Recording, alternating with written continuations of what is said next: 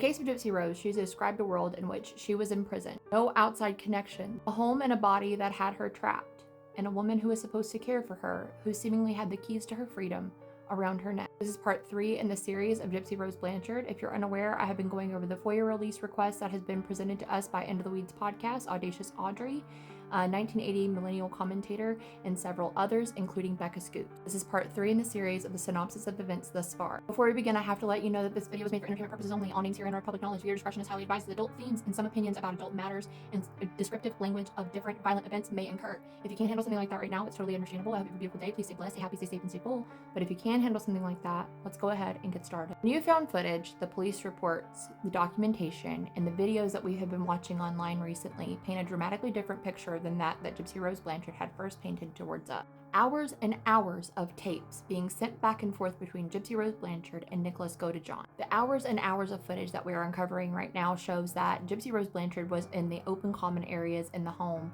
and even outside where her mother should have been present. She's talking loudly, listening to music loudly, she's dancing, showing us that she seemingly had no regard for the environment around her or the people that may have been able to see her. This shows us that she did have the ability to have connections to the outside world. She also had multiple available open windows of opportunities in order to either call the police or leave the residence. It's not courage, it's not compliance, it's not conformity to protect, it's a lie. She could have told any one of her friends that she had text conversations with what was actually going on. And at any point, she could have asked Nick to call the police. But for example, The Seductress Mother, parts 1 through 3, shows us a different story. I will bear your children, and we can both talk to them about how our family is different in a lot of ways. It was worrying me because we don't want our daughter coming home with the police and arrest you for our way of living.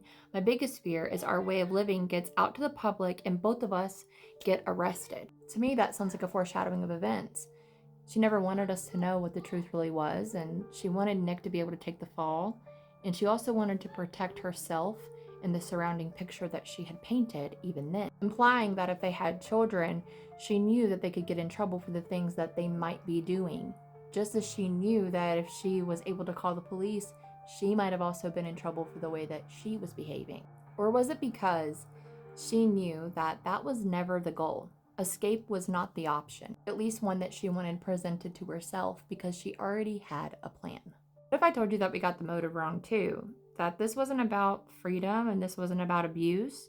This was about checks. Dee at the end had become very, very ill. Enlarged heart, type 2 diabetes, cancer. And Gypsy in some of these videos even admits the stress that she was under from taking care of her mother. That her mother's expectations were that she was to take care of her this time. A woman that devoted her life to taking care of her ill daughter on a very fixed income. Answering your videos, I've been giving my mom hypotheticals to me dating. Sorry, I meant I'm capable of telling her. I'm still under that 21-year age ban from dating. But there she says it doesn't matter if I'm 21 or 50. If I'm not mature enough to quote unquote handle the emotional and mental games that guys play, if I'm mature enough, that's my choice, is what she said. She lied to her mother about her involvement with anyone, expressing she has no interest in anyone. That was a big fight that lasted for 4 days. She placates an agreement as much as I wanted her to help us with our living situation. I don't think she will, which is kind of depressing to me because we don't have enough money. The money I'm getting is based on allowance. That's based on checking under the couch for change. I want to save enough for a nest egg. We don't have a lot. We need to start saving now. If we work together, I know we can get that money. Gypsy already had the tendencies of being a vengeful, evil person through her persona of Demona.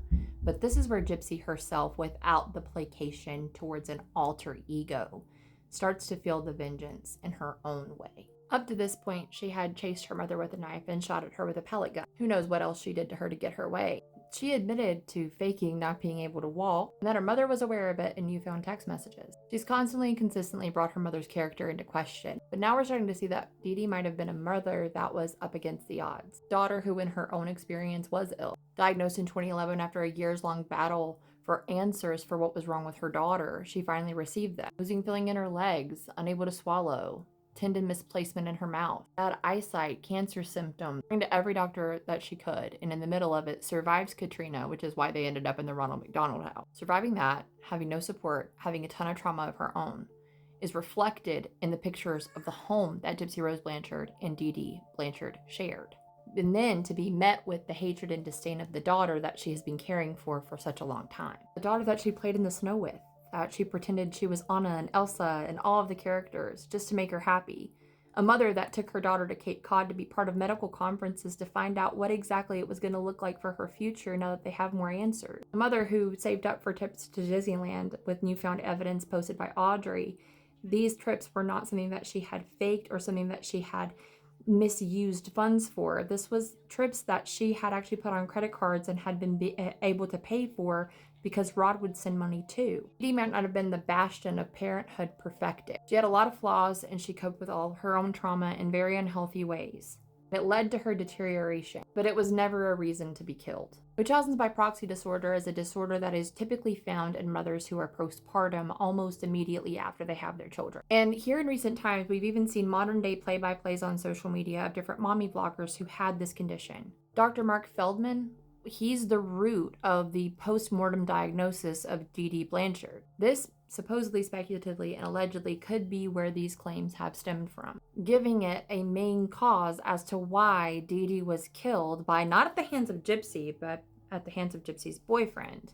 This is where the emotional farming and mass manipulation started. How could a mother do this to their own child?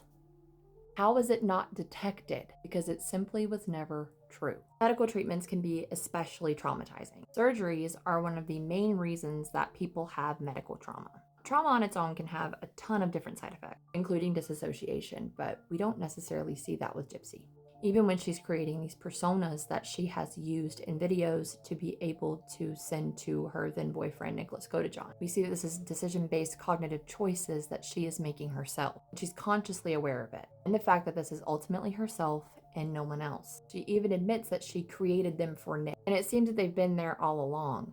These are just parts of her personality that she had frilled up and adorned as if they were accessories to be able to get what she wanted, either money or attention or sexual gratification. This also includes the self-made world. We see it in her past relationships. We see it in her interview. It was all her, consciously aware of every decision. There's a level of adaptation that abuse victims adorn. They do this in order to keep themselves protected. Before we were aware of the gravity of the situation and before the FOIA release, we only had her story and what she explained. Through survival, it tracked. It's much easier for a victim to become compliant than it is for them to go against the current. You've been at the hands of the abuse for so long, you already know how it is when this person is tested. You know that by doing this, the dangers of the retaliation are much greater than what is happening in the moment. Going against your captor and undermining them is a surefire way to become more abused. So where was Dee Dee? As long as we work as a team, we can make it. In the video, she piles on confirmation shame. Something's wrong with me. By the way, this video is filmed in Dee Dee's bed. I'm grateful, thankful, blessed, and happy.